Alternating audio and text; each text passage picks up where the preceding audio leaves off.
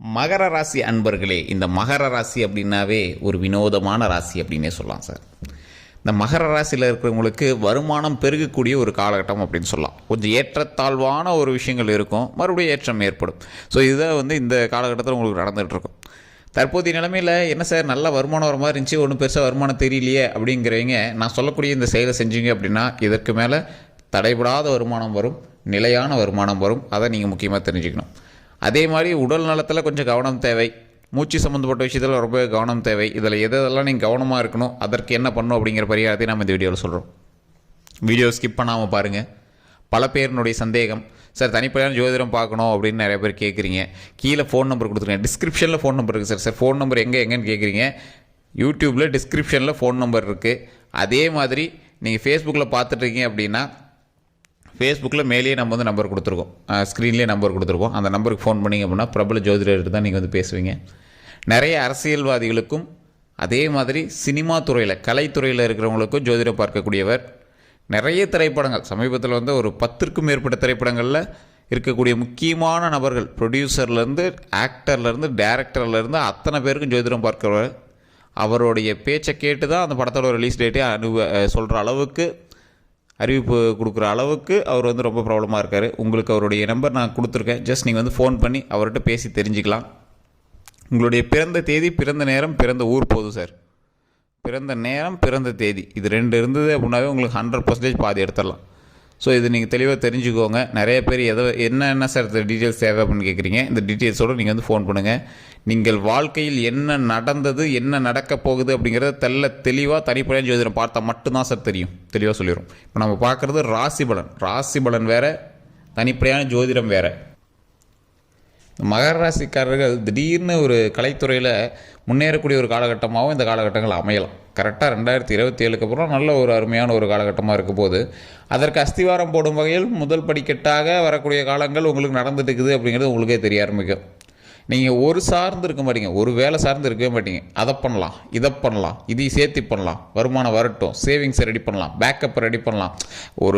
ஒரு வகையில் சொல்லும் போது நீங்கள் ஒரு பயந்த ராசி அப்படின்னு சொல்லலாம். வாழ்க்கையில் அடுத்து என்னப்பா பண்ணுவோம் அப்படின்னு முன்கூட்டியே அதற்கு தகுந்தாற் போல் நிறைய ஸ்டெப்ஸ் எடுக்கக்கூடிய ஒரு ராசி அப்படின்னு சொல்லலாம்.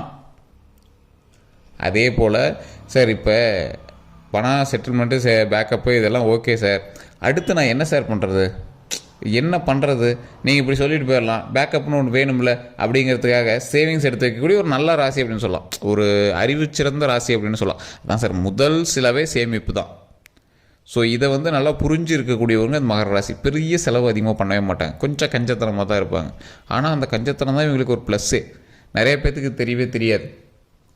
நிறைய பேர்னால அது அமௌண்ட்டை பேக்கப் எடுத்துக்க முடியல சார். கொஞ்சம் கூட இப்படி சம்பளம் 1 லட்ச ரூபா வருது, 50,000 வருது, 10,000 வருது அப்படின்னாலும் அந்த 1 லட்ச ரூபா சம்பளம் இப்போ வருது அப்படின்னா அதில் ஒரு 80,000 எல்லாம் செலவாயிருக்கு சார். ஒரு 20,000 சேமிச்சு வைக்கலான்னு பார்க்குறேன். அப்புறம் பார்த்தா திடீர்னு அது செலவாயிருக்கு சார். என்ன பண்ணுறதே தெரியல சார் அப்படின்னு யோசிச்சுட்டு இருக்கிற ராசிகளுக்கு மத்தியில் 1 லட்ச ரூபாயில் 20,000 மட்டும் செலவு பண்ணிட்டு 80,000 பேக்கப் அப்படியே எடுத்து அங்கங்கே எடுத்து சேவிங்ஸில் போடுறது, ட்ரேடிங்கில் போடுறது, ஃபாரஸ்ட் ட்ரேடிங்கில் போடுறது, இதில் எஃப்டியில் போடுறது, ஏதோ ஒன்றில் இப்படி இன்வெஸ்ட்மெண்ட் பண்ணிகிட்டே இருக்கிறது, இன்சூரன்ஸை கட்டுறது, நகை சீட்டு போடுறது, நார்மல் சீட்டு கட்டுறது, இந்த மாதிரி ஏதோ ஒன்று நீங்கள் ரொட்டேட் பண்ணிக்கிட்டே இருப்பீங்க சார்.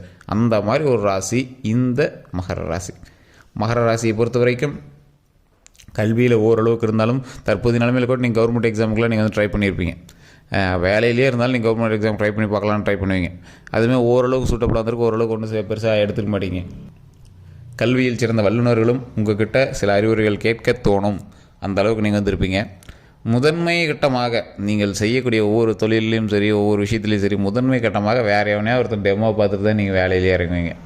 எவனோ ஒருத்தர் டெமோ பார்க்கட்டும், என்னப்பா ஏன் நம்மளுக்கு தேவையில்லாத வம்பு அப்படின்னு இருக்கக்கூடிய ராசி நீங்கள். இந்த டெமோங்கிற விஷயம் என்ன அப்படின்னா, ஒரு தொழில் ஆரம்பிக்கிறீங்க, இல்லை ஏதோ ஒரு இடத்துல ஒரு பிரச்சனைக்கு போகிறீங்க, வேறு எவனாவது பேசட்டுமே, யார் பேசுகிறது அப்படிங்கிற மாதிரி தான் நீங்கள் இருப்பீங்க. அதை பேசி சால்வ் பண்ணி கொடுத்தாங்கன்னா அது மாதிரி நம்ம ட்ரை பண்ணி பார்க்கலாம்.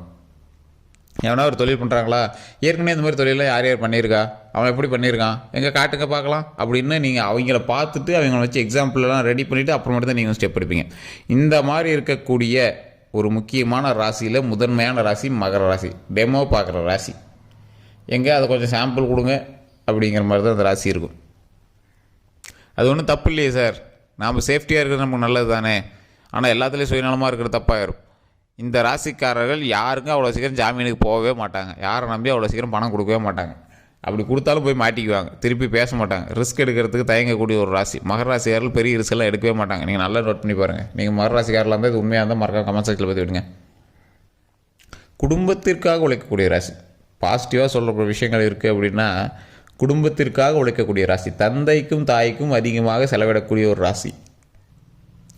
அதீத பொருட்கள் வாங்காமல் குறிப்பிட்ட பொருட்களை மட்டும் வாங்கி அதையே சமமாக வைத்துக்கொண்டு அதையே சரியாக பயன்படுத்த வேண்டும் அப்படின்னு ஒரு முன்னோட்டமாக இருக்கக்கூடிய ஒரு ராசியில் முக்கியமான ராசி இந்த மகர ராசி. ஏதோ ஒன்று பண்ணுறேன் சார், வருமானம் வரணும், அதை இதையும் ட்ரை பண்ணிகிட்டே இருக்கோம். ஏதோ ஒரு வகையில் வருமானம் வந்தால் சரி. இந்த மாதம் வருமானம் ஓரளவுக்கு இருந்தாலும் அதை சமாளிக்கக்கூடிய அளவுக்கு திறன் இருக்குது. என்ன சார் பண்ணுறது, இவ்வளோ இதெல்லாம் லாக் ஆகிருக்கமே, ஏதோ ஒன்று பண்ணுமே அப்படின்னு அதற்காக நிறைய ஸ்டெப் எடுக்கக்கூடிய ராசி.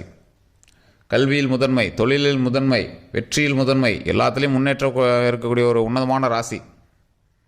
இந்த ராசிக்காரர்கள் தற்போது வணங்க வேண்டிய ஒரு முக்கியமான தெய்வம் திருப்பதி ஏழுமலையான். உங்களுக்கு எப்போ பார்த்தாலும் திருப்பதி ஏழுமலையான் தான். உங்களுக்கு காப்பாற்றுறதுக்கும் சரி, செல்வத்தை அள்ளி கொடுப்பதற்கும் சரி, உங்களோட ஃபேமிலி குடும்ப பிரச்சனையை காப்பாற்றுறதுக்கும் சரி, எல்லாத்துக்குமே திருப்பதி ஏழுமலையான் தான்.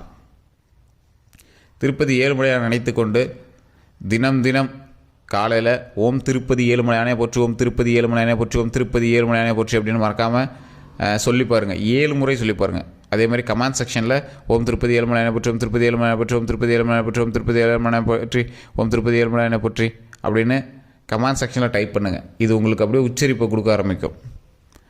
அந்த காலத்தில் குருகுலத்திலேயே எழுதுவாங்களாம், மணலில் கீழே உட்காந்து எழுதுவாங்களாம்.